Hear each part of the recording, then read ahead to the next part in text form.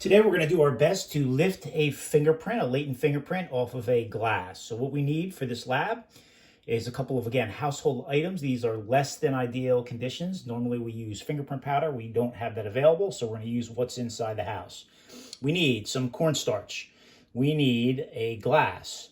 We need some tape. I'm going to be using this tape, this packing tape, or you can use Scotch tape if you have it. Whatever you have in the house is fine. Scotch tape is less preferable. If you have packing tape, that would be ideal. And before we even use that, we're going to put a little helper on there, fold that back over so that when we're ready to go, we can pull that off. You're going to need an index card. On that index card and a piece of pen, or a pen rather. On that index card, we're going to need your name, date, time, and location. That's what we're actually pulling it from. And the surface is a glass. You're going to need a magnifying glass if you have one. In another lab, we teach you how to make your own magnifying glass. All right. You're going to need a rolling pin, a Ziploc bag, a piece of charcoal, a grater, and a tablespoon. That's it. So for time-saving purposes, I've already pre-measured a lot of this out already. So with the cornstarch, I put 1 tablespoon of cornstarch on this piece of paper, and it's a different color so you can actually see it. And before I even started all this, I made sure on the counter space I put down paper towels so that it saved some cleanup time. For the piece of charcoal, if you have a grater, what I need you to do is start grating that piece of charcoal off onto the napkin. And you're going to need 2 tablespoons, so it's a 2-to-1 ratio. So 1 tablespoon of cornstarch, 2 of the charcoal. And that might take you a while to get through. And then you're going to seal that bag up, seal that Ziploc bag up after you put both products in there. And you're going to mix them up. You're going to mix them up. Do your best as possible so you're actually going to see that it is not going to be black, or is it white? Can you guess what color it's going to be? It's right in front of you.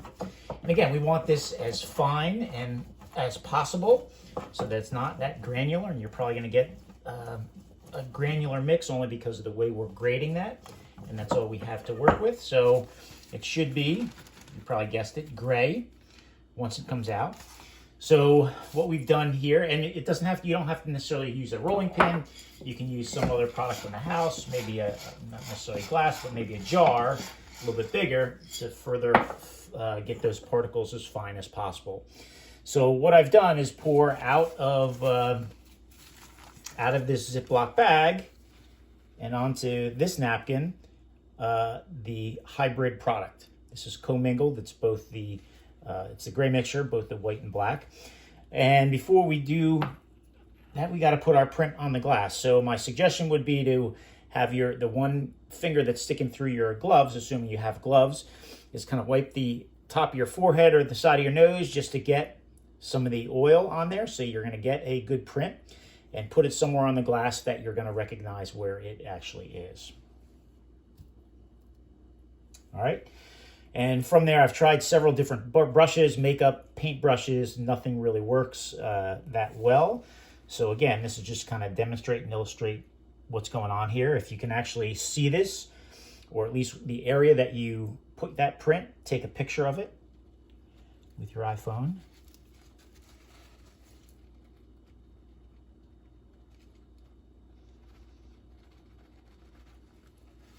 All right, so we've done our best with this homemade product.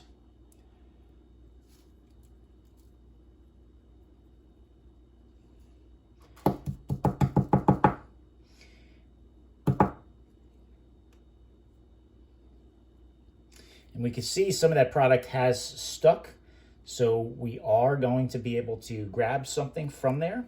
There are 3 different types of prints. There's a patent, which is a type of print where if you put your hand in blood and then put your hand on the wall, there's a transfer there. So that would be a patent print. A latent print is invisible. You can't necessarily see it. That's what we're pulling today. And a plastic print is three-dimensional. So basically what that is that if a fingerprint was left in caulk or some type of soft material, that it would actually create a 3D type of print. Those are the three types. So from our tabbed piece of tape, we're going to go ahead, rip that off, and try to pull to the best of our ability, working from one end, the bottom end, to the other. If you can see that. Make sure there's no air bubbles. And once you can see there's no air bubbles in there, we're going to pull that print nice and easy. And then on that piece of paper, that index card, we're going to put it down the same way, starting from one side and then working your way to the other side. And you can see again, this is not a great technique for pulling prints out in the field. We have better chemicals and products in order to do that. But you can see that actual print that you were able to pull off that glass. Once that's done, you could take a look at it with your homemade or regular microscope or magnifying glass to see if you can't see any ridge detail. And again, the finer this powder is, the better off you will at getting that print. Hope you learned something and hope you did okay.